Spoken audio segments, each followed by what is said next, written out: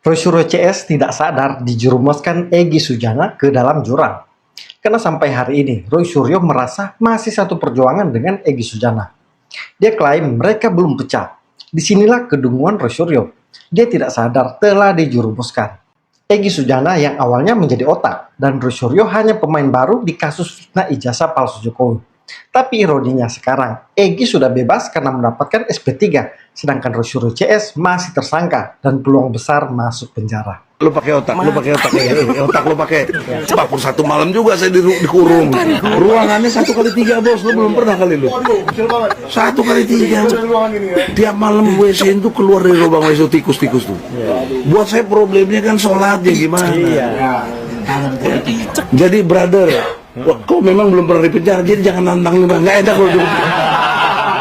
Padahal Roy Suryo, Rismon, dan Tifa ini diajak Egy, yang juga ketua TPUA, sebagai saksi ahli mereka dalam laporan TPUA ke polisi dengan terlapor Jokowi. Tapi sekarang yang menjadi otak bebas, tapi Roy Suryo termasuk petinggi TPUA yang lain seperti Rizal Fadila, Kurnia, Rustam yang bakal masuk penjara. Egy Sujana memang cerdas, memainkan perangkap untuk teman-temannya sendiri. Dan dia pintar memanfaatkan momentum. Momentum yang dia manfaatkan saat ijazah Jokowi diperlihatkan Mabes Polri.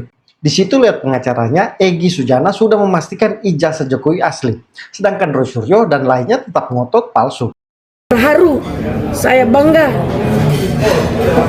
karena telah memberikan, membuka dan memperlihatkan ijazah tersebut. Kami dari sekian ribu rakyat Indonesia, sekian juta rakyat Indonesia, kami telah melihat ijazah Jokowi yang asli dari fotokopi kemarin. Ya, jangan digoreng-goreng ya. Saya jangan dianggap termul ya. Saya ini senetral-netral, pendapat hukum saya hargai. Ya.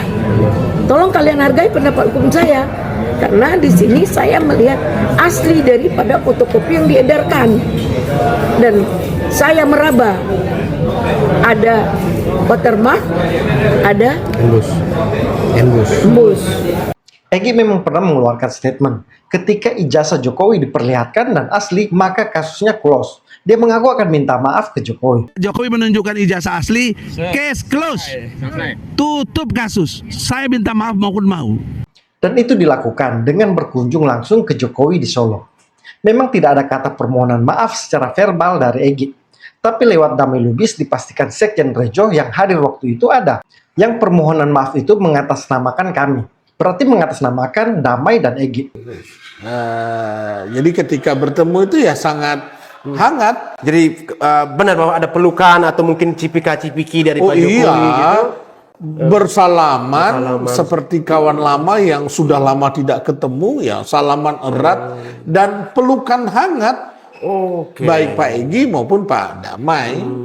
Jadi simbolik permohonan maaf itu tidak perlu harus diucapkan juga. Dengan adanya kedatangan itu adalah satu niat mulia. Kita apresiasinya seperti itu ya, Mas? Ya jauh-jauh dari Jakarta gitu kan, untuk datang ke Solo dengan biaya ditanggung sendiri, tiket sendiri, gitu kan. Rejo tidak mengeluarkan apa-apa. Ya kita tidak mengeluarkan apa-apa untuk Pak Egy, untuk Pak Damai. Pak Damai dengan Pak Egy ya urus tiket sendiri, urus hotel sendiri, urus kendaraan sendiri. Kita ketemunya malah di rumah Pak Jokowi. Jadi transportasi ke Solo itu masing-masing diatur sendiri ya, Pak? Diatur sendiri. Ketemu di sana, di Solo, baru sama-sama masuk ke rumahnya Pak Jokowi. Ya, jadi jangan disangka bahwa Pak Egy dan Pak Damai itu berada di bawah tekanan. Enggak. Ini kesadaran murni dari Pak Egy dan Pak Damai. Dan Pak Damai di dalam pertemuan itu ya menyampaikan permohonan maaf dari mulut ke Pak Damai. Dari Pak Damai. Pak Damai sendiri. Iya. Bahkan saat pertemuan dan begitu kita mau meninggalkan ruangan, salam lagi Pak Damai menyampaikan permohonan maaf lagi. Pak Damai. Nah, permohonan maaf itu kan tulus dari hati.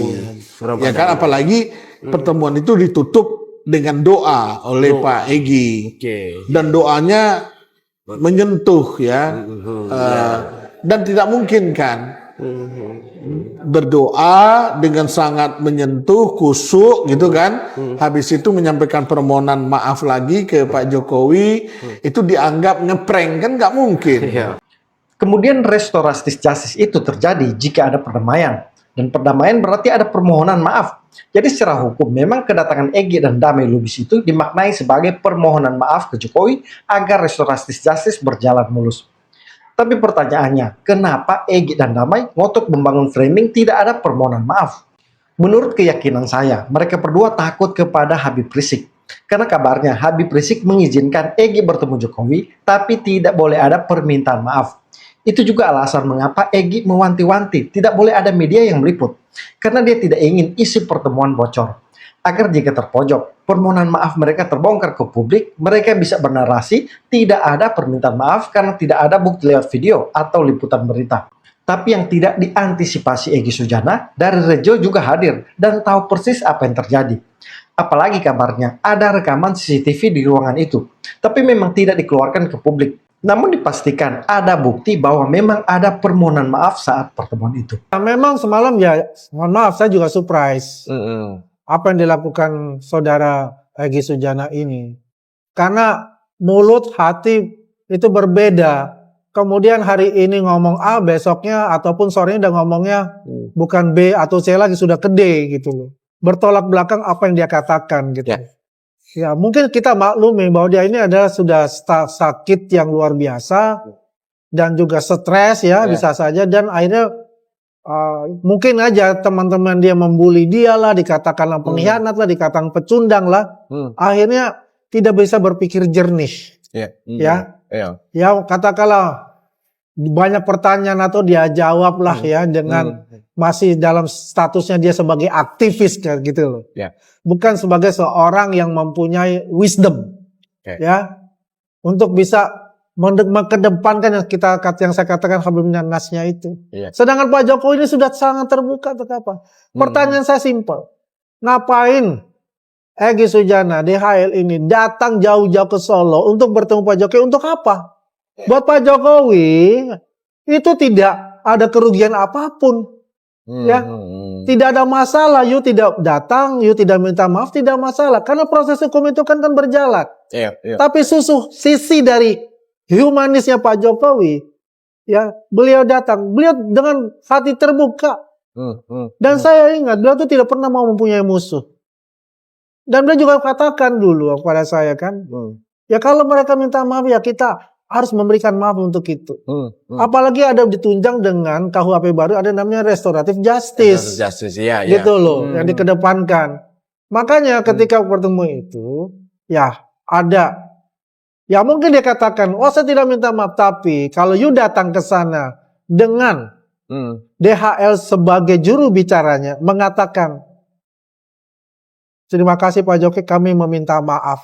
Kalau pakai kata kami, ya betul, ada berapa orang di sana? Orang yang direpresentasi. Ya disitulah, yang sebagai juru bicara itu mewakili semua yang hadir di sana. Gitu loh. Kalau misalnya Egy bilang, oh saya tidak minta maaf, ya itulah Allah yang mencatat itu. Kalau you nggak minta maaf.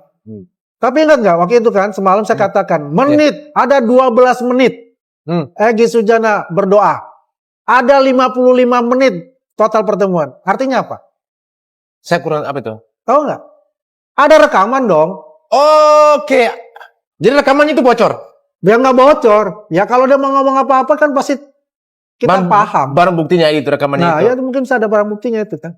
Oke. Jadi abang sudah mendengarkan semua rekamannya fullnya itu bagaimana dan mengatakan itu? Ya enggak. Tapi kan saya hanya ngasih clue aja. Ya kan? Oke. Ya, itu saya katakan 55 menit pertemuan. 12 menit dalam berdoa. Dalam berdoa itu mengatakan ayah kami, Presiden ke-6 Jokowi, ke-7 diberikan kesembuhan oleh Allah Subhanahu wa taala, diberikan kekuatan. 12 menit. Itu lama sekali berdoanya, dari bahasa Arab sampai ke bahasa Indonesianya. Setelah itu baru dia mengatakan, ya saya menghadapi juga hal yang sama, penyakit sembuhkanlah ya Allah.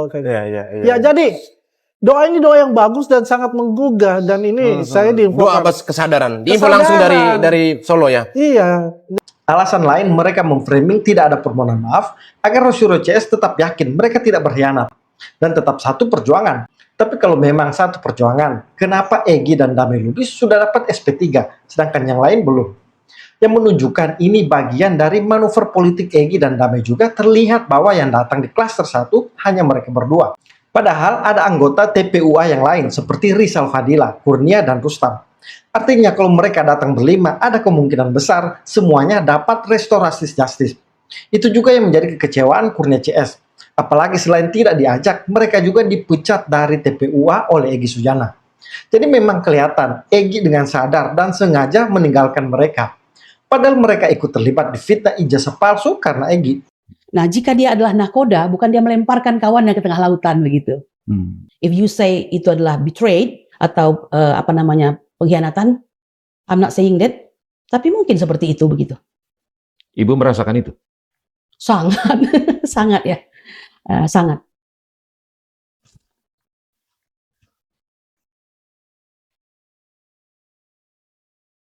Sangat menyakitkan ini.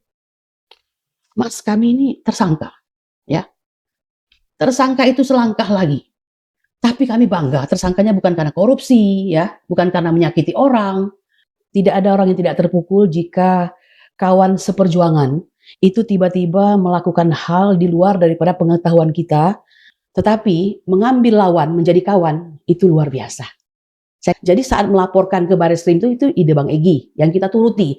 Dalam perjalanan dia memilih orang-orang yang tidak tepat untuk menjadi jubirnya. Let's say itu muncul Rasman Nasution, ya kan?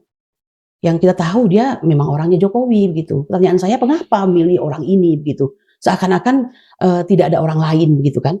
Jadi ketika kami tampil di media itu, dia merasa dia ditinggalkan. Kalian kok kayaknya senang-senang di media begitu.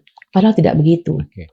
Dan dia tahu ya, kalau perang sedang genting-gentingnya, kita datang kepada musuh seperti sedang menyerahkan leher kita, maka itu saya mau mengatakan seperti pertemuan itu mungkin aib lah begitu kan. Itu pantang dilakukan. Kalau tidak mau dikatakan wilayah haram begitu. Kenapa? Karena nggak boleh seperti itu, kecuali dia berangkat ke sana sepersetujuan dan sepengetahuan kami.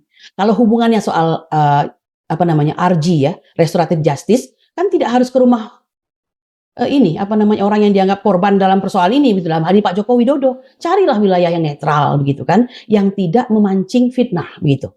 Jadi yang dilakukan menurut saya ya itu diam-diam, kami tidak tahu apa-apa. Nah, dia ini udah jadi maestro sebenarnya, legend gitu kan. Tapi ini dirusak oleh perbuatan satu hari ini begitu. Oke. Sangat kecewa gitu. Nah, ketika melihat Egy seperti itu dan Bang DHL, ya pupuslah harapan itu Bang gitu. Patah. Pengajuan restoratif justice. Oh, jadi ada perencanaan ini bahwa ada keinginan selamat dari laporannya Jokowi gitu. Maka wajar kalau restoratif justice itu kedua pihak harus sepakat. Jadi mungkin memaafkan walaupun dibantah tidak ada, itu pasti akan terjadi kalau restoratif justice, clear soalnya gitu kan. Jadi kalau disebut minta maaf, memaafkan, kalau Jokowi minta memaafkan pasti ada minta maaf dulu. Maka wajarlah penilaian publik walaupun dibantah habis-habisan, toh ujung-ujungnya kan restoratif justice gitu.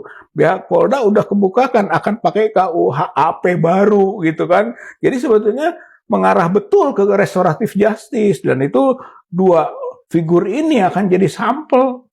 Oke. Dan apa yang dilakukan oleh Egy Sujana tidak mewakili umat? Tidak, kalau menurut saya umat itu sedang mendorong supaya terbukti status ijazah Jokowi. Jadi bukan soal personal. Kita juga dalam proses perjuangan ini nggak mikirkan personal. Makanya ketika ditersangkakan, ya kalau perlu nanti diteruskan proses-proses sampai di penjara dan sebagainya, itu risiko. Tapi tujuan kita adalah agar terbukti tentang status ijazah Jokowi dulu. Jangan sampai itu nggak fokus lagi. Ini yang paling bahaya itu adalah ini upaya-upaya untuk mengaburkan dari misi umat, misi masyarakat, misi bangsa, misi negara yang ingin tahu status ijazah Joko Widodo. Jadi kita harus kembalikan ke sana gitu. Jadi jangan sampai tadi negosiasi-negosiasi restoratif justice akhirnya menghilangkan misi utama kita. Ini yang saya katakan, Egy Sujana makin menjerumuskan Roy Suryo, Rismond, Tifa, Rizal Fadila, Kurnia, dan Rustam ke dalam lubang penjara. Karena yang terjadi, mereka marah ketika Egy bertemu Jokowi dan mendapatkan restoratif justice. Mereka pun jadi gengsi mengikuti jejak Egy, dan sok tetap ngotot pada framing fitnah mereka ijazah Jokowi palsu. Yang saya miriskan bukan teroris, tapi Rizal Fadila, Kurnia, dan Rustam. Karena mereka terlalu percaya kepada Roy Suryo CS yang melakukan penelitian abal-abal dan memframing ijazah Jokowi palsu. Pertanyaan saya, kenapa mereka tidak ragukan? Karena teroris itu tidak punya legal standing. Apalagi yang diteliti ijazah yang bertebaran di medsos, bukan fisik. Kedua, kenapa mereka tidak membuka ruang untuk percaya kepada UGM, Lapor Mabes Polri, dan teman-teman Jokowi serta deretan Profesor UGM yang menegaskan ijazah Jokowi asli.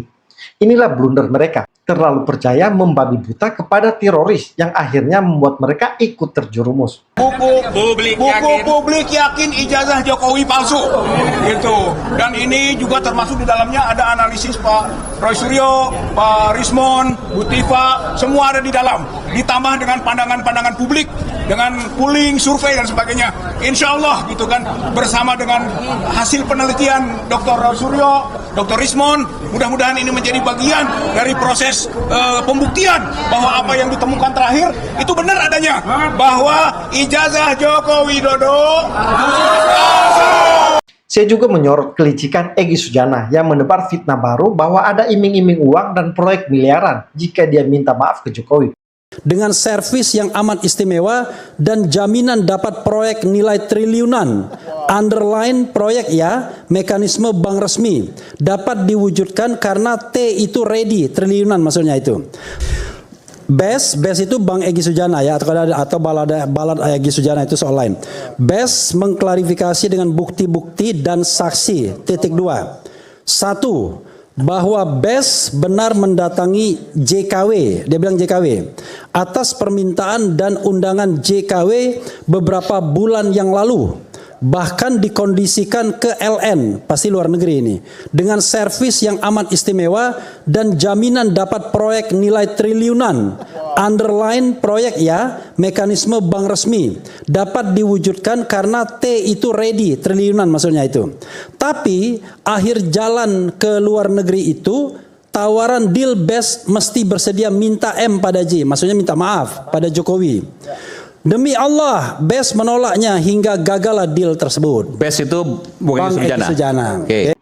Ini menurut saya hanya untuk konsumsi internal kepada Roy Suryo CS untuk menegaskan bahwa tidak mungkin Egy minta maaf ke Jokowi. Tapi kemudian isi SMS Egy ini dibocorkan kubu Roy Suryo. Dan lucunya, kubu Roy Suryo tetap termakan soal ini dan mereka yakin dan percaya Egy tetap solid berjuang bersama mereka. Dan ini alhamdulillah saya salut kepada Bang Damai Hairul Lubis yang sejalan dengan statement terakhir yang saya terima, statement dari Bang Egy itu semalam. Semalam sekitar jam 10:30 malam, beliau ditelepon oleh Rasman Nasution dalam sebuah acara live, dan kemudian dia mengatakan, saya datang tapi tidak ada minta maaf ya, sekali lagi tidak ada minta maaf.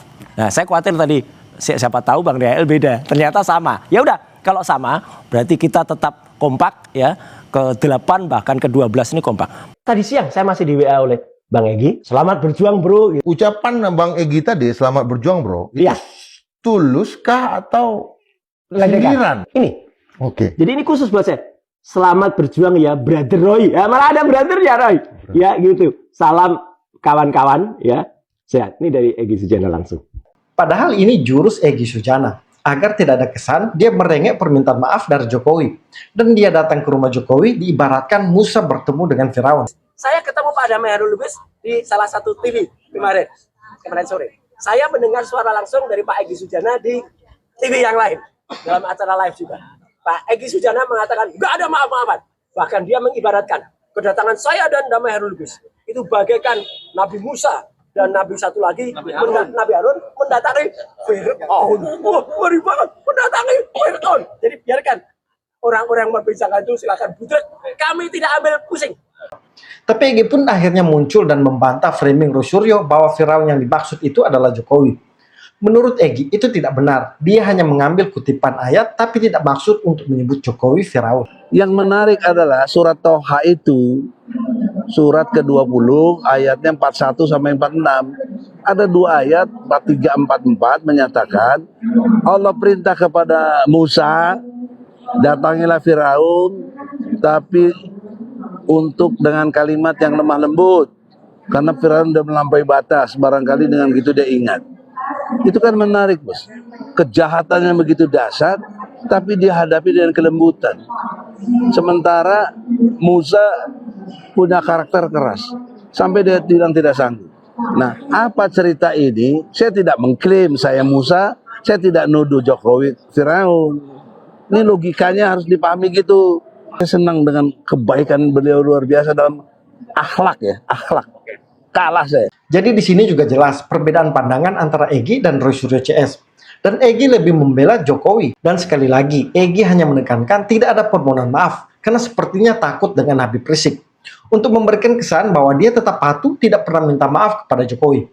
Padahal Jokowi menurut Pak Iyas Subiakto malah mirip dengan Nabi. Karena Jokowi terbuka dengan kedatangan Egy dan Nabi Lubis dan ikhlas memaafkan mereka berdua. Jokowi tidak pendendam dan selalu menanggapi hujatan yang dialamatkan ke dirinya dengan santai dan tenang. Beda dengan mantan presiden yang lain seperti SBY. Bicara soal Pak Egy Sujana yang tiba-tiba nongol ke rumah Pak Jokowi kemarin. Jadi pertemuannya cukup dramatis. Karena Pak Jokowi ya pasti menerima karena dia tidak pernah menolak siapapun tamunya gitu, walaupun itu musuh atau siapalah gitu. Ini adalah kebesaran seorang Jokowi. Karena memang di dalam Islam itu ada namanya hilm. Ya. Hilm itu adalah orang yang kelasnya itu sebenarnya sangat arif, jadi bisa disejajarkan dengan Nabi sebenarnya gitu. Karena dia tidak pernah bereaksi walaupun dihina, dicaci, menanggapinya itu dengan cara yang sangat bijak, sangat arif, diam, tidak bereaksi apa-apa. Jadi dibandingkan dengan Pak SBY yang baru kena cuitan soal ditariknya isu ijazah Pak Jokowi yang sudah viral itu ke ranah yang menyangkut dengan Demokrat, dan Demokrat ya pasti Pak SBY dan keluarga gitu, karena kan pemilik Demokrat adalah keluarga Pak SBY. Itu sudah mencak-mencak, sekarang malah jadi melebar menuntut menghiat medsos seperti Budius dan sebagainya. Ini jadi olok-olokan publik sekarang itu. Jadi Pak SBY jadi makin direndahkan. Tapi ya sudah, karena itu pilihan. Yang viral juga video Egy Sujana yang mengendarai mobil mewah di Malaysia. Dan kelihatan itu memang sengaja dibuat Egy. Di video itu menurut saya, Egy ingin mengejek Roy Suryo CS yang statusnya masih tersangka. Karena Egy akhirnya bisa bebas dan bisa menikmati apa yang dia mau. Termasuk jalan-jalan dengan mobil mewah. Yang jadi pertanyaan, karena memang sebelumnya Egy menggunakan kursi roda saat di bandara. Tapi setelah tiba di Malaysia, dia ternyata bisa berjalan, bahkan mengendarai mobil.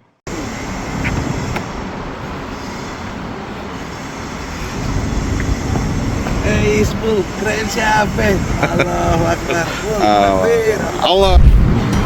Penegasan ini bentuk ejekan Egy ke Roy Suryo, karena sepertinya Egy mengikuti jurus Roy Suryo waktu lalu saat juga menjadi tersangka di kasus Stupa. Teman-teman mungkin masih ingat waktu Roy Suryo pura-pura sakit dengan menggunakan kursi roda usai diperiksa polisi terkait kasus Stupa yang diganti dengan wajah Jokowi. Jadi Egy sepertinya mengikuti gaya Roy Suryo itu. Diperiksa sebagai tersangka dalam kasus dugaan penistaan agama, mantan Menpora Roy Suryo harus menggunakan kursi roda dan dipapa sejumlah asisten dan kuasa hukum. Diduga Roy Suryo kelelahan saat mengikuti proses pemeriksaan. Mantan Menpora Roy Suryo akhirnya selesai menjalani pemeriksaan selama 12 jam oleh penyidik Subdit Siber Ditreskrimsus Polda Metro Jaya. Penyidik menetapkan Roy Suryo sebagai tersangka dalam kasus dugaan penistaan agama. Roy Suryo keluar dengan menggunakan kursi roda serta dipapah oleh asisten dan kuasa hukum untuk menuju mobil. Menurut salah satu tim kuasa hukum, Roy Suryo diduga kelelahan saat mengikuti proses pemeriksaan.